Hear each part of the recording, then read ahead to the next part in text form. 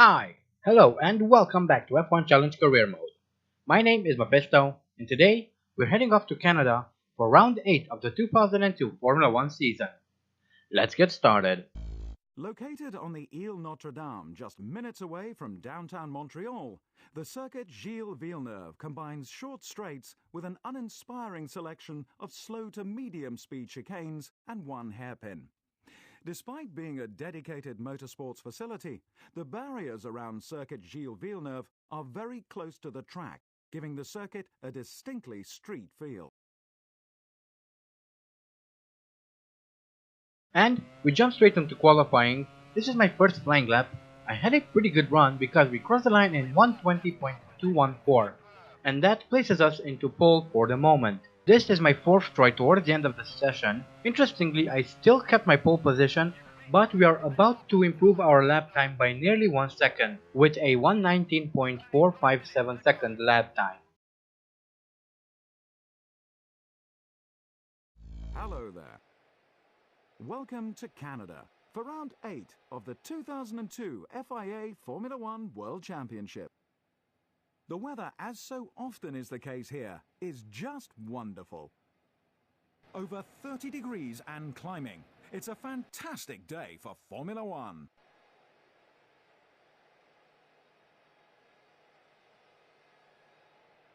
The Renault driver starts his race from first. Schumacher second. Montoya just failed to match the pace of his championship rival. He starts third. Coulthard fourth. Kimi Raikkonen fifth. Jenson Button was way off the pace of his teammate. He starts in sixth. Schumacher seventh. Nick Heidfeld eighth. Rubens Barrichello ninth.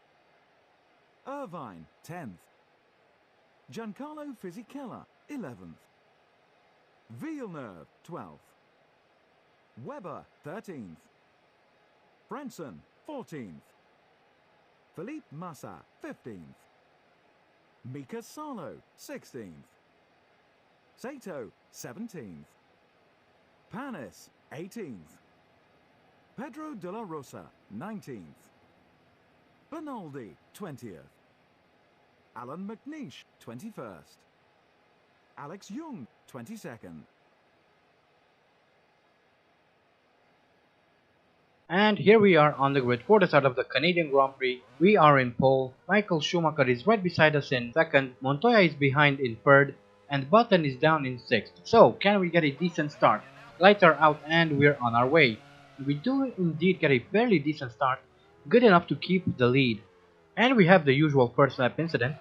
We'll get to that in a second, but first let's see if we can start building a gap on Michael Schumacher. That's very important. The bigger the gap, the lesser the pressure, but for now, it seems that Schumacher is sticking close by. So here we have a replay of the start, decent start on my part, which is quite rare, and it looks like Button managed to gain a position or two, which is good for the team. As we come through the Senna curve, we need to try and build a gap. And now for a replay of the incident at the start. Webber is approaching turn 1, goes past quite a few cars, then crashes into the back of the Jaguar of Eddie Irvine. And so we have our first retirement. Meanwhile, I'm still struggling to build a gap. As I said a few moments ago, if I can build a decent gap between myself and Schumacher, then I will be a bit more relaxed, and if I'm more relaxed, then I can focus more on driving the car instead of having to constantly check my mirrors to see what's going on behind me. And that is something that generally slows you down. But it seems that Schumacher isn't going to give up easily, so all I can do at the moment is keep pushing and try to stay out of trouble, which is also easy on this track considering how close the barriers are. And I've just been informed of another incident, but we are now coming around to finish lap 1 of this Canadian Grand Prix. Pretty standard first lap, not as many incidents as in Monaco, and that's actually a good thing. If we'd always have 19 to 20 retirements, it wouldn't really make too much sense to race. But here is a replay. We are on board with Enrique Bernaldi. He passes McNish and drives straight into the rear of Salos Toyota. Luckily for them, they get to keep their wings, and I'm still trying to pull away from Schumacher. As I go wide through the first part of the chicane, that's going to slow me down even more. Here we are now about 4 or 5 laps later, and I finally managed to pull a gap. We are now around 6 seconds ahead of Schumacher, but as I was coming out of the chicane, I made a big mistake. I dipped the rear left into the grass. That unsettled the car and sent me into a spin. As now Michael Schumacher takes the lead of the race, Montoya moves up into second, and we are now down in third. This is not a good situation to be in. We now have to fight our way back up through the ranks. And here's a replay of what exactly happened. I entered the chicane taking a decent line through there, but then as I exit the chicane, I go a bit wide, my rear left tire touches the grass, unsettling the car, spinning it around, and losing me any advantage I might have had. Thankfully, as we exit the hairpin, I get a pretty good run on Montoya and we're up in second, so now we need to find a way around Schumacher. I take a look on the inside, but I didn't feel confident enough, so I held back. As such, I'll need to keep pushing. Coming around to finish whatever lap we are on, I have another look at Michael Schumacher, this time with a bit more courage, but still not enough, and he also caused the track there a little bit, but I use his slipstream on the start-finish straight. Take a look on the outside this time, which is actually the ideal line through turn 1 as that puts you on the inside through turn 2. And we're now once again in the lead of the Canadian Grand Prix. Let's hope we don't make any more mistakes. That would be devastating. We've just started whatever lap this is, and we see Alex Yoong exiting the pits. Hopefully he'll let us through. I don't want to be stuck behind slow cars for too long. But he's a good sport, so he lets us through. At the end of lap 14 I believe, I had to come in for fuel and tires. I managed to build a gap back up to where it was, but obviously 6 seconds is not enough to exit the pits in front of Michael Schumacher. You need a gap of around 23 to 24 seconds to pull that off. And we're now on our way once again. Don't know how long that stop took, but at least we'll know exactly where we will be once we rejoin the track. And it looks like we rejoined the track in 7th, which isn't all that bad. Now we need to try and catch up to Heidfeld. Perhaps even overtake him before he needs to pit, as we once again come upon Alex Yoong in the minority. I tried to squeeze my way through there, but he didn't leave too much room. But eventually he pulls over and allows me to pass him. However, Heidfeld is now quite far off the road. About 2 laps later, I catch up to Nick Heidfeld, use his slipstream and overtake him. So we're now in 6th and back in the points. And I broke really late into the corner, causing me to cut the track. But I take my time with getting back on the power to eliminate any advantage I might have gotten from that. But yeah, that's just bad driving. I should have paid a bit more attention, but I was so focused on passing Heidfeld that I didn't even notice my braking point. I will have to be more careful next time. After everyone made their pit stops, I got back into the lead as we're coming up on a back marker. I get a bit of a tunnel vision as I was too preoccupied with trying to get around the slower car. And that comes around to bite me as I once again spin the car, so Schumacher takes the lead once more, Montoya moves into 2nd, and Button takes 3rd. Now we have quite some work on our hands. Come on Mephisto, focus. As we come out of the hairpin, I get a decent run on my teammate, so we're now 3rd. Next is Montoya. Let's see if we can get around him as well before we reach the chicane at the end of the back straight. Doesn't seem like it, so we need to keep pushing. A bit later on, we are coming into the hairpin. As I was having a look at Montoya, again I brake very late into the corner and I'm unable to take the turn properly, so Montoya gets to keep his 2nd place for the moment. But I make use of his slipstream and we take 2nd. And this time I'll make sure we stay here. Next we need to challenge Schumacher for the lead, and I'm hell-bent on taking it back. As we come through the final 2 corners, a bit of a sloppy entrance but the exit is quite good.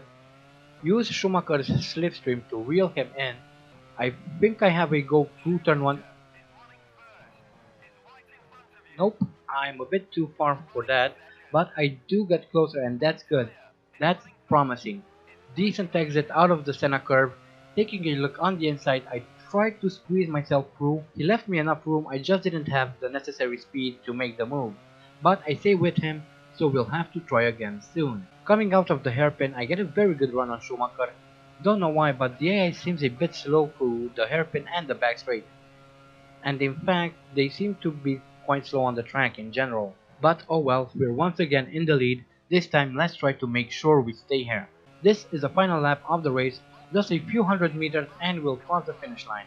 And there's an incident on the final lap involving my teammate, no less.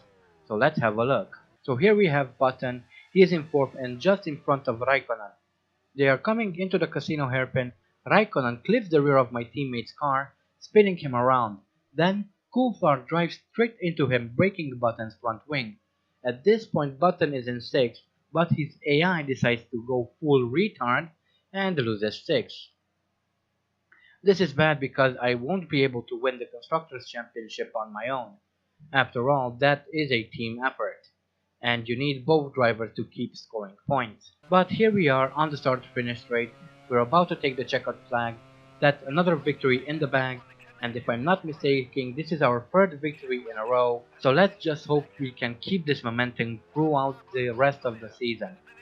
That would be awesome, but this win will further consolidate our lead in the championship, and that is what we want, especially since there are a few races coming up where I won't be able to win, and in fact I might even struggle to score any points, so this win will help us quite a bit.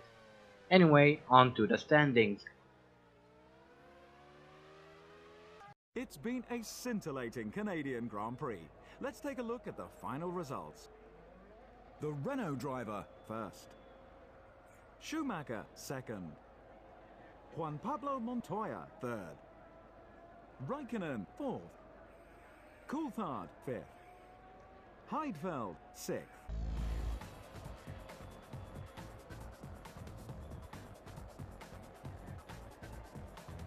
With the results confirmed, it's high time we updated the Drivers' Championship. The Renault driver moves further ahead in the Drivers' Championship. We continue to lead the Drivers' Championship with 59 points. Michael Schumacher moves up into 2nd with 36 points. In 3rd we have Montoya with 35 points. Raikkonen is 4th with 19 points. Coulthard is 5th with 14 points. 6th is Ralf Schumacher with 13 points. Button is 7th with 11 points. 8th is shared by Fisichella and Irvine with 5 points. Frentzen and Heidfeld share 9th with 3 points. And in 10th we have Barrichello and De La Rosa with 2 points. Renault increase their lead at the top of the Constructors' Championship. Williams are second, followed by the 3rd place Ferrari. Our team continues to lead the Constructors' Championship with 70 points. Williams are 2nd with 48 points. Ferrari are 3rd with 38 points. McLaren are 4th with 33 points. In 5th we have Jaguar with 7 points. 6th are Jordan with 5 points. Finally 7th is shared between Arrows and Sauber with 3 points. So we've ended the old year with a win, which is awesome. And we've started this new year with a win, which is even better. As I said, this is our 3rd win in a row, and I hope that we can keep this momentum going. That would be so amazing. But our next race takes us back to Europe for the European Grand Prix at the revised Nürburgring. They've made some changes to the track, although they are not as drastic as another track that we will visit a bit later on in the season. Anyway, until next time, I hope you guys enjoyed this video. Thank you all so much for watching, and as always, stay sharp.